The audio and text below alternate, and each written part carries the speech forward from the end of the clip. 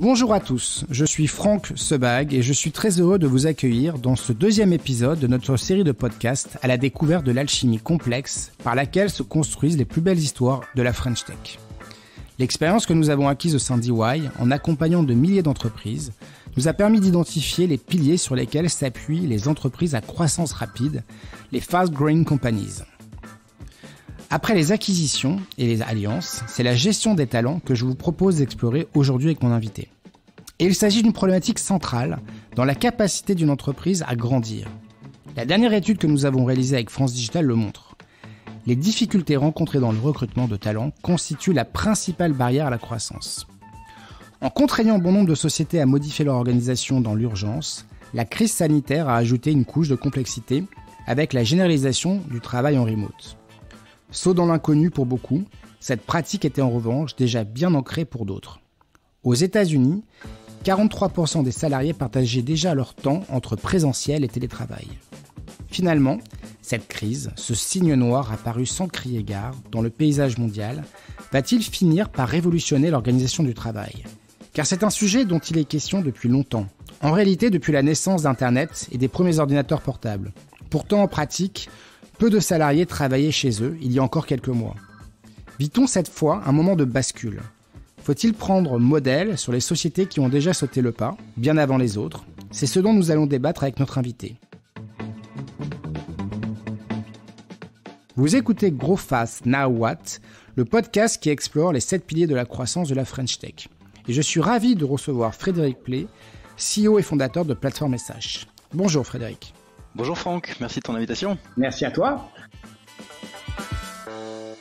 Alors Frédéric, déjà est-ce que tu peux nous parler un petit peu de la situation chez Plateforme SH ? Voilà, un peu de nouvelles, comment va Plateforme SH avant de rentrer dans le vif du sujet ?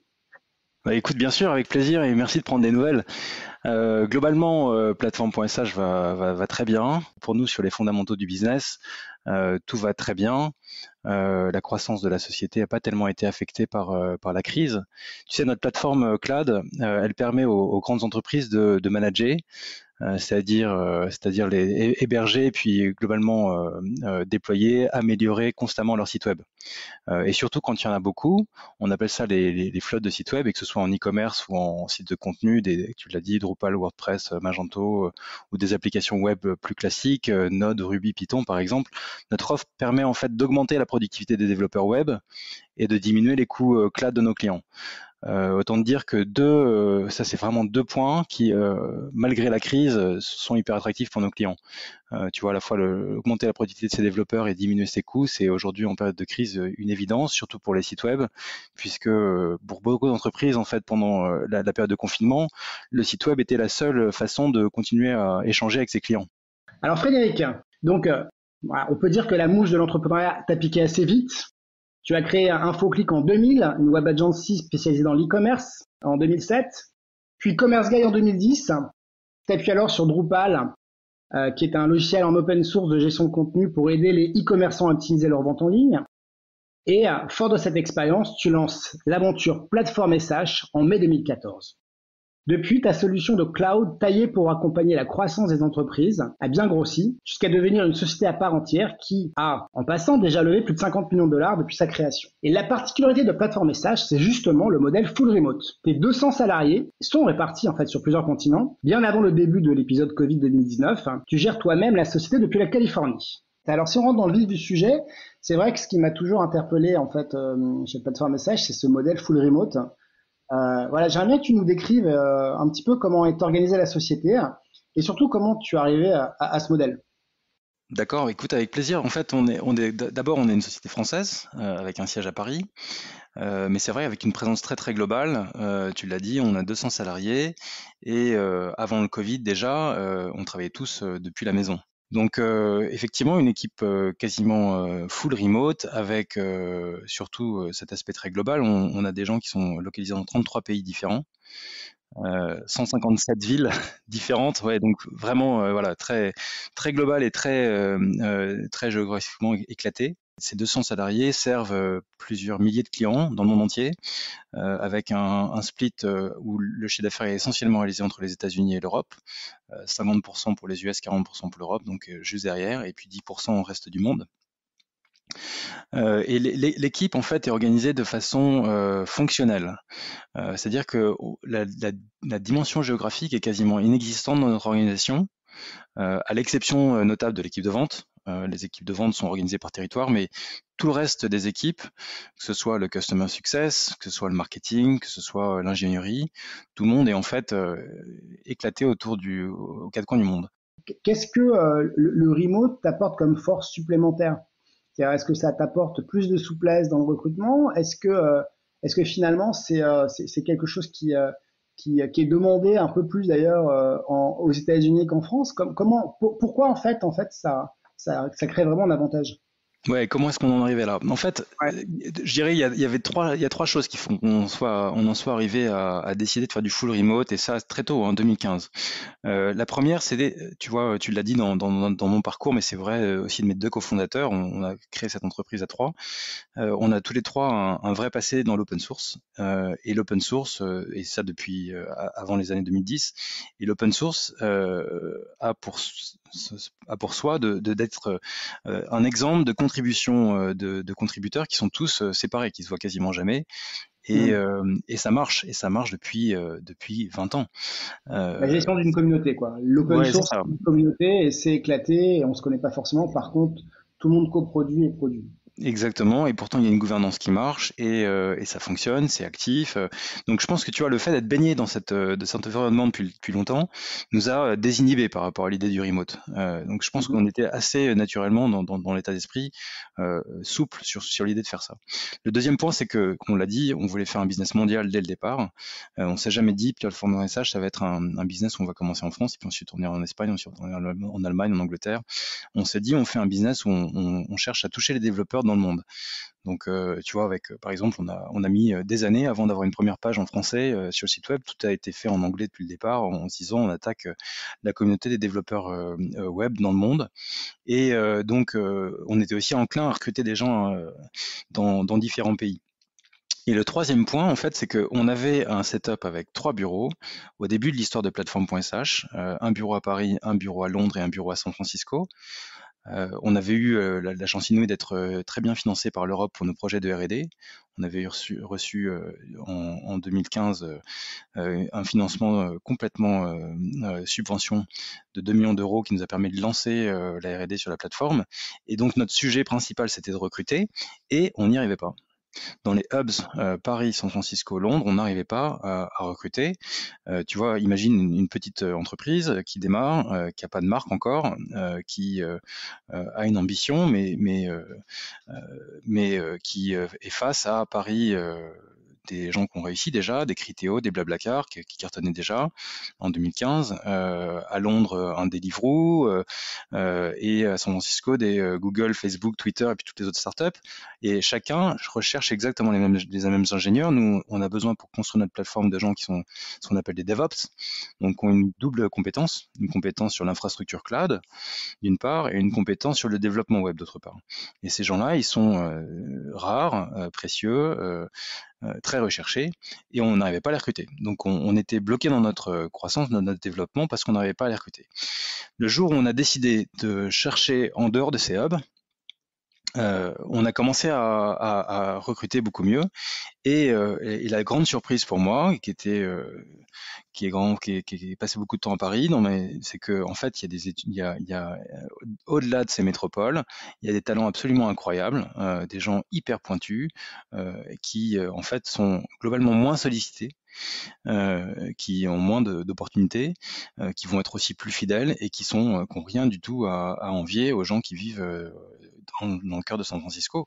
Donc en fait, nous on recrute pas à San Francisco, on recrute pas à Austin, on recrute dans des endroits que tu soupçonnes pas, dans le fin fond du Colorado, dans l'Arkansas, et avec des gens qui sont des vrais talents, qui ont leurs racines là-bas, qui ont envie de donner à leur famille un jardin, une grande maison pour pas cher, et malgré tout qui cherchent à avoir des opportunités dans des startups excitantes.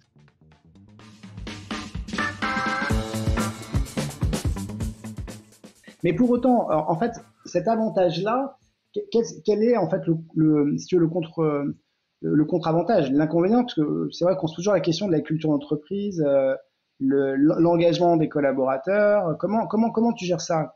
Quelles sont les limites? Parce que finalement, Ça crée un énorme avantage pour le recrutement. Ça permet de grandir rapidement. Donc la croissance, du coup, en fait, quasiment, tu peux grandir aussi vite que tu veux, parce que tu peux élargir ton cercle de recrutement. Mais pour autant, comment tu fais pour embarquer? Est-ce que tu peux embarquer des jeunes, des plus jeunes? C'est-à-dire que quelqu'un qui est senior et qui est expérimenté, on imagine assez rapidement qu'il a quand même des réflexes, etc. Mais pour quelqu'un qui sort de l'école, est-ce qu'il n'y a pas des limites pour justement adhérer à une culture d'entreprise ou tout simplement à avoir les bons réflexes? Écoute, bien sûr, il faut manager très différemment en fait. C'est fini le passage dans les bureaux autour de l'open space et la discussion du matin autour du café. Voilà, il faut trouver des substituts à ça. Le management, enfin, gérer des hommes, c'est créer du lien social. Et donc, évidemment, c'est difficile, c'est différent, probablement plus difficile aussi de le faire à distance qu'en présentiel. Et justement, c'est quoi Mais toi tes recettes en fait? C'est quoi les bonnes pratiques? Comment fait-on pour parce que là, on est tous en tant que manager et tous ceux qui nous écoutent ont cette problématique. Comment bien manager en fait des personnes en remote? Il y a bien des petits tips, mais pour autant, toi qui en as la pratique depuis plus de 5 ans et même avant, c'est quoi les conseils que tu donnerais pour faire passer en fait au mieux ce nouveau mode en fait de management? Mais je crois que la clé, c'est de communiquer et voire de surcommuniquer. C'est-à-dire que de communiquer presque encore plus qu'on ne le faisait lorsqu'on était au bureau. Et surcommuniquer, mais surcommuniquer avec les bons médias. Et ça, je crois que c'est hyper important et c'est le point qui est pas forcément très intuitif. C'est que je suis pas en train de recommander de faire des video calls toute la journée parce que les video calls c'est horrible, qu'un video call de plus d'une demi-heure c'est épuisant et que en fait il faut essayer de les limiter. Je parle de surcommuniquer sur l'écrit. Et je pense qu'en fait, un des enjeux du management d'une entreprise en remote, c'est de très très bien faire l'écrit. Comment tu amènes cet écrit en fait aux personnes qui sont remote? Je parle de trouver le bon équilibre entre la communication synchrone et la communication asynchrone. Je m'explique, la communication synchrone, c'est évidemment des vidéo calls et il faut en faire et c'est important de régulièrement expliquer aux équipes où est-ce qu'on en est, où va l'entreprise, rappeler les valeurs. Tout ça, c'est vraiment le rôle du CEO et c'est le premier rôle du CEO et c'est évidemment fondamental. Il faut bien le préparer parce que ces moments sont probablement plus rares et donc c'est des moments où il faut particulièrement être bon et être clair et être clair pour, encore une fois, je disais 44 types de nationalités différentes pour nous. Donc, c'est d'autant plus important d'avoir une communication je dirais, assez réfléchie et élaborée.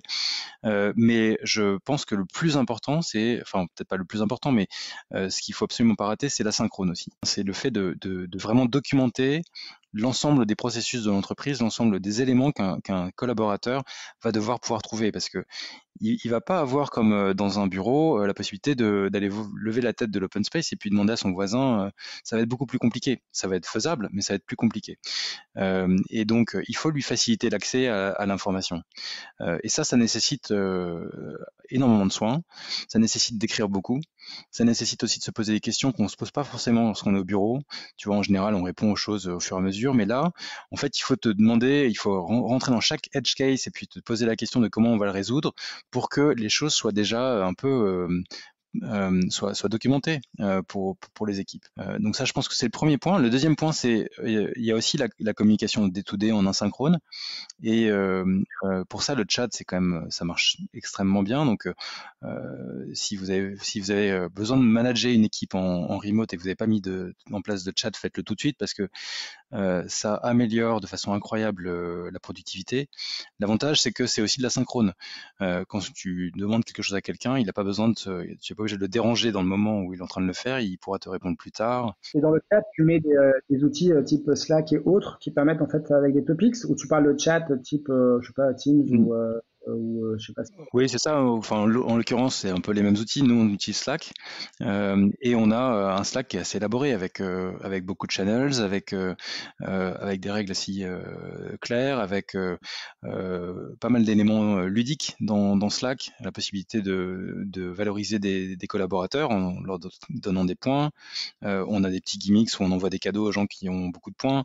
Donc on essaie de créer aussi sur le Slack, on a vraiment un enjeu de créer une bonne ambiance sur le Slack. On laisse absolument rien passer en termes des messages un peu aigris ou des complaintes auprès de salariés. On ne veut pas voir ça sur Slack.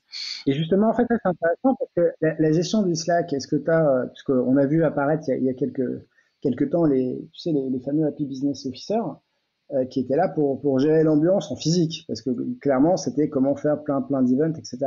Est-ce que du coup, en fait, tu as quelqu'un chez toi qui modère le Slack et qui a ce rôle, justement, parce que animer un Slack, t'as des chefs d'équipe, mais pour autant, on sait bien que ça nécessite un peu d'énergie. C'est quoi la règle chez vous? Qui gère, en fait, cette bonne humeur du Slack? Est-ce que c'est chacun qui s'y met ou est-ce que tu as quelqu'un qui est un peu dédié à ça? Non, en fait, on n'a pas quelqu'un qui est dédié à ça. On a bien communiqué sur ce qu'on attendait sur Slack. Ça fait partie de nos valeurs aussi. Dans nos valeurs, on a We care for each other. Ça fait un petit peu cheesy comme ça, mais en fait, c'est vraiment une valeur d'empathie, de compassion, d'entraide, et qu'on promeut en fait à chaque occasion. Et la mécanique, enfin j'ai envie de dire, la mayonnaise a pris parce que en fait aujourd'hui les gens savent que ça fait partie des points de vigilance de l'ensemble de l'équipe de management. C'est-à-dire que tout manager va reprendre discrètement et pas publiquement, mais un salarié qui va pas avoir la bonne attitude sur Slack en lui remontrant un peu les règles. Vraiment dans votre ADN, quoi. Quand on reparle de valeur de culture d'entreprise, plutôt quand tu es en remote, ça nécessite une implication sur les outils en fait de communication beaucoup plus intensive. Ouais, ouais, Ça devient le canal prioritaire. c'est Donc. ça, c'est l'UI de l'entreprise, quoi, ce Slack en fait presque. Et donc ça reflète l'ambiance, ça reflète la façon dont les gens travaillent ensemble. Donc c'est extrêmement important que ce Slack soit bienveillant, que les erreurs soient acceptées, que les questions bêtes, et il n'y a pas de questions bêtes, on y réponde. Moi, j'en parlais à la plus jeune génération là, qui sort de l'école, qui pour eux en fait voit le remote comme quelque chose un peu quoi, ils savent pas sur quel pied danser parce que concrètement ne pas interagir avec l'autre, en fait c'est un peu dans l'échange en fait que peuvent naître les idées, dans du cross canal et j'avais ce débat voilà, avec des jeunes qui me disaient là ils sont en stage remote et ils me disent waouh, stage remote c'est quand même un peu ardu. Moi, mon prochain job, il faut que je vois des gens parce que sinon, c'est pas possible, quoi. Donc, comment t'arrives en fait à convaincre? Alors, j'ai compris tout à l'heure que il y avait la rareté qui faisait que pour vous c'était un attrait, mais quels sont est-ce qu'il faut avoir comment dire, des qualités particulières pour travailler en fait en full remote? Et comment vous arrivez à identifier parce que identifier des gens qui s'éloignent en fait de l'entreprise en remote, peut-être un peu plus compliqué. Donc voilà, est-ce qu'il y a des qualités à avoir pour travailler en full remote ou est-ce que c'est accessible à tous? Écoute, d'abord je vais être super clair. Moi je dis pas que le full remote c'est jamais se voir. Et je pense absolument le contraire. Donc, je pense absolument qu'une boîte remote, elle doit avoir des moments de réunion physique avec les gens dans la vraie vie, fréquemment et le plus fréquemment possible. J'aime bien d'ailleurs et je l'ai expliqué à mes investisseurs qui trouvaient que c'était un petit peu dommage d'ailleurs, mais enfin pas tous, mais souvent j'explique que tu vois les coûts de bureau que tu n'as pas en étant en remote, c'est pas un budget, cette ligne disparaît pas du budget. En fait, elle réapparaît ailleurs, elle réapparaît en T&Es, en travel and expense. Euh, et en réalité, on a absolument besoin de moments de réunion. Et vraiment, enfin, elles ont marqué l'étape de croissance de l'entreprise d'ailleurs ces réunions pour nous. Je pense que c'est un vrai sujet, celui que tu soulèves là pour les jeunes. Nous-mêmes, on n'a pas trouvé la solution. Je pense que le remote est extrêmement adapté à des gens qui sont un peu seniors. Quand on démarre sur le marché du travail, on a besoin de comparer, d'avoir des pairs, de pouvoir aussi avoir des gens qui deviennent un peu vos modèles. Ne pas enfin, faire ça en remote, c'est beaucoup plus compliqué. Donc, je pense pas que la panacée soit de faire du remote pour les jeunes. C'est vrai que cette idée de dire que s'il n'y a plus de bureau, ça veut dire qu'il faut quand même accompagner les collaborateurs et probablement en fait réinvestir ce budget-là pour recréer du lien. Moi, je n'ai jamais refusé une seule fois un manager qui m'a dit j'ai besoin de faire une réunion d'équipe physique, est-ce que tu me donnes le budget? Je lui ai jamais dit non. Je pense que c'est vraiment, voilà, c'est fondamental de pouvoir, et chaque équipe a des besoins un peu différents parce que ces équipes, c'est une somme d'individualités et puis certains, finalement se débrouillent très, très bien, à faire du pur digital. Encore une fois, hein, moi j'ai vu ça marcher dans les communautés open source alors qu'on était bien, before bandwidth, tu vois?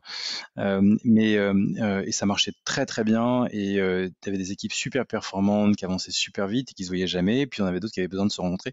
Je pense que ça, c'est vraiment équipe par équipe et on laisse vraiment de l'autonomie aux managers sur la fréquence à laquelle ils veulent se rencontrer physiquement. Mais je crois vraiment, et en tout cas moi, à titre personnel, j'ai besoin de voir les équipes. Enfin, c'est là que je puise ma motivation, c'est là que je puise mon énergie. Et à titre perso, je trouve ça très difficile de pas pouvoir voyager depuis 8 mois, ça me manque incroyablement.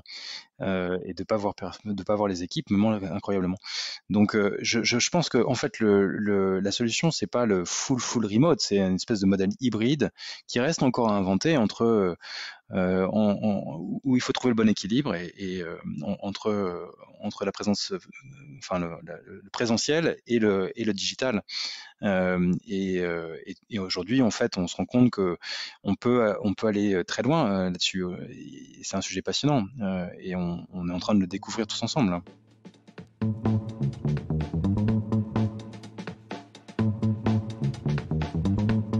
Et justement, pour conclure ce podcast, puisqu'on arrive à la fin, si c'était à refaire, est-ce qu'il y a quelque chose que tu ferais différemment sur cette thématique-là? C'est quoi les choses où tu dis non, mais ça, peut-être qu'avec l'expérience, je le ferais différemment? Est-ce que tu as comme ça un ou deux conseils à donner à nos auditeurs? Écoute, je pense que, enfin moi, il y a aucun doute que je referai une boîte en remote. Juste pour te donner un chiffre, tu vois, je te parlais de mes problèmes de recrutement. Là, sur le dernier trimestre, on a fait 15 recrutements et on a reçu 3000 CV. euh, Tu vois, sur un trimestre. Donc, ça fait, voilà, c'est 0,5%, tu vois, le taux de conversion. Enfin, c'est incroyable, quoi. Et on a vraiment créé une marque employeur très forte, notamment grâce au remote. Et donc, ça permet d'avoir accès aux meilleurs talents, à des gens qui sont incroyables. Donc ça, ne serait-ce que pour cette raison, alors que tous mes pairs dans l'écosystème de French Tech que je connais me disent j'ai mal à recruter, moi je me dis j'ai pas de problème à recruter, j'ai une chance incroyable, c'est que j'ai besoin de deux bons ingénieurs, je vais les trouver en 3 semaines. Et ça, c'est quand même un atout incroyable parce que finalement, c'est ça le nerf de la guerre aujourd'hui, hein, c'est les talents. Le code, c'est de la matière grise posée sur un papier. Donc, c'est comme ça qu'on se différencie. Donc, est-ce que je recommencerai différemment? Non, c'est sûr, je remonterai une entreprise comme ça avec l'idée de pouvoir puiser dans le pool mondial des talents et pas juste dans celui des métropoles. Ça, il y a pas de doute. En revanche, certainement, on serait très très attentif à l'onboarding. Je pense que le vrai sujet difficile à craquer lorsqu'on a une boîte en remote, c'est le onboarding. On a mis trop de temps à le craquer. Maintenant, je pense qu'on est assez bon. On a des process bien arrêtés. Quand on reçoit un nouveau salarié maintenant, on a toute une initiation de 6 semaines qui est faite au cordeau avec un planning à la semaine, avec des mentors, un rôle du manager qui est bien clair. Enfin, tout ça, ça marche bien, mais on a eu beaucoup de temps à le craquer. Je conseillerais en fait de mettre un soin énorme sur le employee experience, les 6 premières semaines de l'expérience de l'employé sur le onboarding. Je pense que ça, c'est fondamental parce que ça va complètement mettre les gens dans un état d'esprit particulier. Si ce que vous faites, c'est hyper professionnel, vous allez mettre une attente de professionnalisme auprès de l'employé qui sera qui va se forcer de respecter et qui va ensuite donner le là pour toute l'expérience de cet employé dans l'entreprise pendant les plusieurs années dans lesquelles il restera avec vous. Et donc, je pense que ça, c'est un des points vraiment clés à ne pas rater. Écoute, Frédéric, merci beaucoup pour ce partage. Je pense que c'est très inspirant dans cette période où je pense on va accélérer sur le sujet. À très bientôt pour un 3e épisode de notre podcast dédié à la French Tech, qui se base sur les 7 piliers de la croissance. Merci à tous. Merci Franck, au revoir. Au revoir Frédéric, salut.